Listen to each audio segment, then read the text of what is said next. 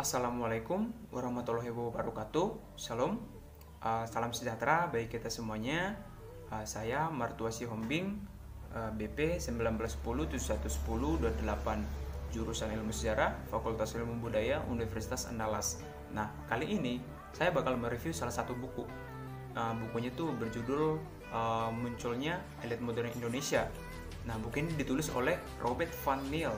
Nah, buku ini dicetak pertama pada tahun 1984 dan diterbitkan oleh PT Pustaka Jaya.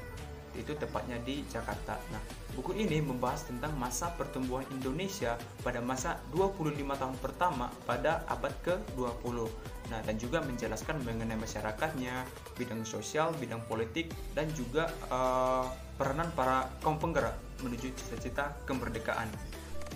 Pada tahun 1900, Pulau Jawa merupakan bagian yang paling utama dari kekuasaan kolonial Belanda. Nah, secara praktis berada dalam urusan tangan Menteri Perusahaan Jajahan yang menjalankan politik umum kolonial. Nah, pada waktu itu, semua partai politik Belanda bersepakat untuk menggantinya menjadi politik kolonial yang berperi kemanusiaan. Nah, sistem tanam paksa dijalankan, namun kemudian gagal karena tekanan korupsi ke dalamnya. Nah, kemudian mencuat berita dan pengecaman atas hal itu, diantaranya oleh Baron van Heuvel dan Edoas Dekker. Nah, pada tahun 1820-an telah banyak masyarakat Eropa sehingga timbullah secara eksklusif dipandang dari sudut lain Jawa. Nah, golongan ini prihatin atas kemakmuran rakyat Indonesia yang sudah menurun dan menuntut otonomi lokal. Nah, pada tahun 1900-an, politik penjajahan berubah menjadi politik etis karena dianggap lebih bisa diterima daripada sebelumnya. Nah, karena dianggap lebih mengusahakan kemakmuran dan otonomi. Namun, kemudian dugaan atas hal itu, politik etis hanyalah suatu trik atas tuntutan luar negeri pada tahun pada tahun 1900, pemerintah Belanda memerintah secara tidak langsung, namun kemudian demi untuk memenuhi tuntutan pemerintah, maka pemerintah Hindia Belanda lebih berhubungan dengan rakyat. Nah, meskipun komunikasi itu dilakukan atas perantara pembantu-pembantu mereka. Nah, kehidupan Indo-Eropa bisa dikatakan lebih baik daripada pribumi pada masa itu, atau bisa disebut golongan menengah. Namun demikian, mereka terombang-ambing dalam keping-keping kehidupan masyarakat Hindia Belanda. Dalam struktur masyarakat Hindia Belanda pada masa 1900-an terdapat orang Cina dan Arab. Nah, keduanya lebih kepada berjiwa dagang. Orang Cina atau Tionghoa dan orang dengan sebutan Arab yang mencakup Timur Dekat, Timur Jauh, dan termasuk India Muslim. Sedangkan orang Indonesia sendiri terbagi ke dalam dua golongan, yaitu petani dan priai. Pada masa 1900-an, pemerintah Belanda lebih menunjukkan perhatiannya kepada pribumi dalam bidang pendidikan. Ya, meskipun golongan elit saja yang diizinkan sekolah. Nah, politik etis negeri Belanda kurang dihubungkan dengan prinsip-prinsip moral, tetapi lebih berdasarkan keuangan dengan negeri induk dan jajahan. Sebagai perwujudan politik etis tersebut, atas prakarsa pidato-pidato dan tulisan-tulisan Bapak Politik Etis Van Deventer, maka negeri induk harus melunasi hutang budinya terhadap negeri jajahan. Namun pada saat itu parlemen menolak memberikan dana negeri jajahan dengan cuma-cuma, maka negeri jajahan hanya diberikan kredit sebesar 40 juta gulden. Nah, pelaksanaan politik etis J.A. Bedadon yang dengan bantuan istrinya menumbuhkan semangat dan rangsangan pada angkatan muda, juga dengan berekspondensi dengan Raden Azim Kartini yang memberikan suatu titik cerah emansipasi wanita. Nah, perubahan sosial di Indonesia selain dari politik etis juga gagasan unifikasi dan asosiasi untuk memperkokoh seluruh sistem penjajahan. Dan orang Eropa yang melakukan usaha asosiasi dengan cara mengirimkan putra-putra dari keluarga terkemuka untuk mengikuti pendidikan Eropa, tak lain adalah Snow Harbronze. Nah, organisasi Budi Utomo telah muncul sebagai upaya atas persatuan. Namun kemudian dalam organisasi ini terdapat perbedaan paham radikal dan konservatif seperti Dr. Cipto dan Soehardi. hanya cukup menyuarakan masyarakat dalam bidang jurnalistik. Nah, konsepnya berjalan terus walaupun ia dibuang pada tahun 1913. Konsep tentang persamaan gaji antara Eropa dan pribumi. Gambaran menurut Fornival tentang tekanan yang ada di desa, perasaan keislaman pada abad ke-20 telah menunjukkan bahwa Islam bukan hanya sekedar agama, tetapi tuntutan hidup. Nah, sebagai suatu pertahanan terhadap tekanan-tekanan sosial, pemerintah memulai usahanya meneruskan usaha Kristen di Kepulauan Nusantara ini. Nah, diantaranya dengan surat edaran pasar dan edaran mingguan. Nah, penyerang dari pihak oposisi Islam yaitu organisasi Muhammadiyah yang didirikan oleh Haji Ahmad Dahlan. Kemudian lainnya yaitu Syarikat Islam muncul atas prakarsa Haji Sumanhudi dan Raden Mas Tirto Adi Suryo. Namun kemudian hubungan keduanya tidak berjalan baik dan Haji Sumanhudi mencari seorang penyusun organisasi dagangnya di Solo. Kemudian pilihannya jatuh kepada Umar Said Cokro Aminoto. Nah, kemudian organisasi Syarikat Islam di tangan Cokro Aminoto mengajukan untuk mendapatkan pengakuan resmi citra agama yang membuat organisasi ini begitu tumbuh dengan pesat atau cepat ya, dan memiliki cabang di kota-kota besar. Gubernur Hindenburg, pengusul politik etis yang tangguh, ia melihat perubahan-perubahan yang terjadi di masyarakat Hindia Belanda. Nah, ia menaruh kesangsian pada Syarikat Islam yang telah meminta status resmi. Apakah organisasi ini merupakan bahaya bagi pemerintah yang sah?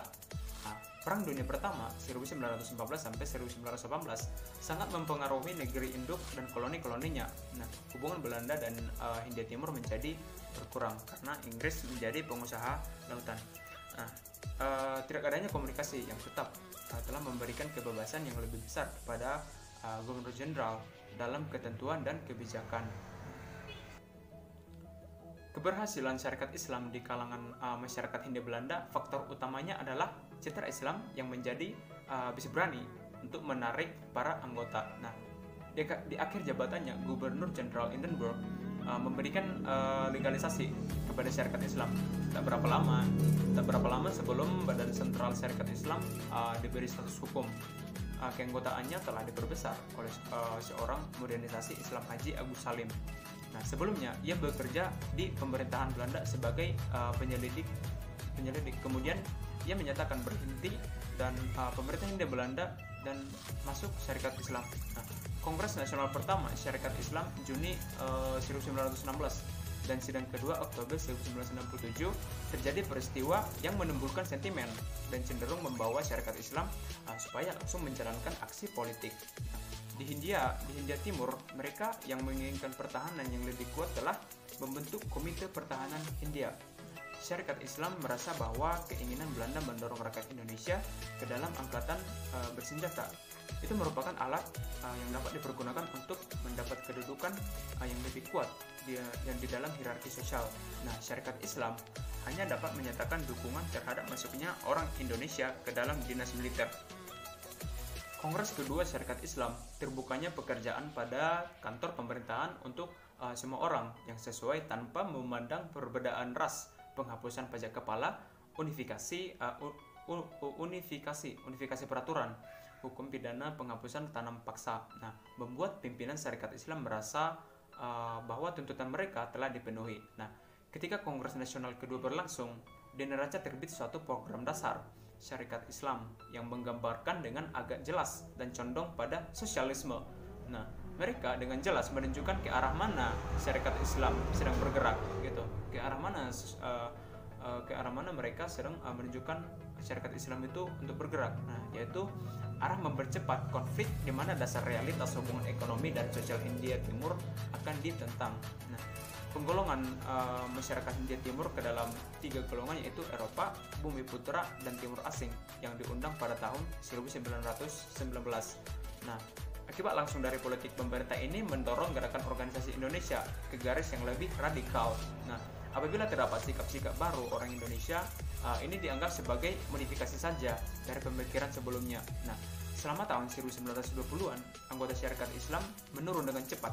Nah, sebagaimana telah disebutkan, disebabkan kerusakan-kerusakan yang berhubungan dengan pemerintah dan karena beberapa pimpinan organisasi mendapatkan reputasi yang tidak baik. Nah, akan tetapi sebagian juga dipengaruhi oleh sikap masa bodoh para anggotanya gitu. Nah, faktor-faktor ini ditingkatkan oleh kenyataan bahwa pada 10 tahun sebelumnya pemerintah telah jauh bertindak untuk memenuhi keinginan-keinginan dan membatasi kesukaran-kesukaran yang pada dasarnya telah diperhatikan oleh syarikat Islam. Untuk membentuk suatu kelompok politik yang tangguh, pemimpin-pemimpin syarikat Islam telah memasuki aktivitas syarikat buruh. Nah, hal ini mereka langsung berkompetisi dengan pemimpin-pemimpin komunitas yang yang beberapa orang diantaranya tetap menjadi anggota Islam. Ya. Syarikat Islam mengadakan reorientasi dirinya ke arah dua macam program aksi. Pertama, kembali pada pokok-pokok ajaran Islam, tetapi lebih dari yang sudah-sudah gitu. Nah, menekankan kesatuan dan kerjasama semua kaum muslim, suatu konsep yang biasanya dinamakan pan-islamisme.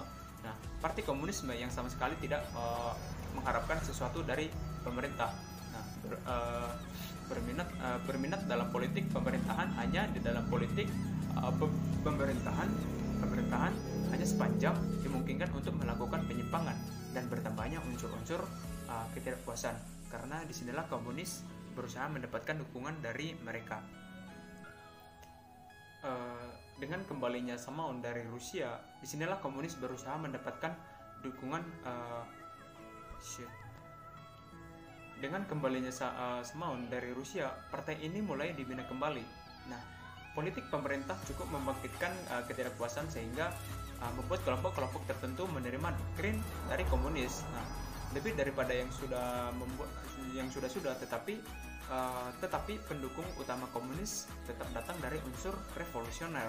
Nah, di daerah perkotaan, elit fungsional pada umumnya malahan tetap berada di dalam lingkungan hidup Indonesia. Nah, tetap menerima pendidikan yang terbaik dari Barat. Nah, ide yang ada adalah agar mereka bergerak ke atas, ke arah elit, dan agar elit pada gilirannya turun ke bawah pada masa itu. Nah, jadi mengadakan hubungan dan membentuk sintesa budaya akan merangkum semua masyarakat Indonesia. Nah, dan bukan semua penduduk India Timur, India Timur. Proses ini dimulai dengan adanya Dewan Kabupaten di satu pihak dan perluasan otonomi desa di pihak lain. Sekali dimengerti bahwa kebijakan politik baru kolonial berlandaskan pengakuan atas dualisme. Nah, pemerintah dengan politik baru ini menyetujui sepenuhnya tentang aktivitas Sutomo dengan menggabungkan diri sebagai satu jalan untuk memajukan orang Indonesia yang berorientasi Barat. Nah, tujuan dan maksud dari politik Barat tersebut tidak semuanya menjadi kenyataan, tergantung kepada sejumlah faktor yang berada di luar lingkup studi ini. Nah, tidak akan pernah dapat ditentukan kapan politik baru ini berjalan. Depresi dunia datang menyala. Nah, depresi menghancurkan rencana dan kebijaksanaan di segala bidang. Nah, namun pada saat perumusannya, politik baru merupakan suatu usaha dan depresi menghancurkan rencana dan kebijaksanaan di segala bidang. Namun pada saat perumusannya, politik baru merupakan usaha yang tulus dalam mencari jawaban terhadap salah satu masalah bagaimana menghadapi tanah jajahan. Nah, oke. Itu saja mungkin yang bisa saya paparkan melalui opini saya, yaitu tentang review mengenai buku yang berjudul Munculnya Ada Model Indonesia yang ditulis oleh Robert Van Niel. Nah, apabila ada salah ucapan atau kata-kata yang kurang dimengerti, ya saya mohon maaf, dan jangan lupa di like dan juga di komen. Terima kasih.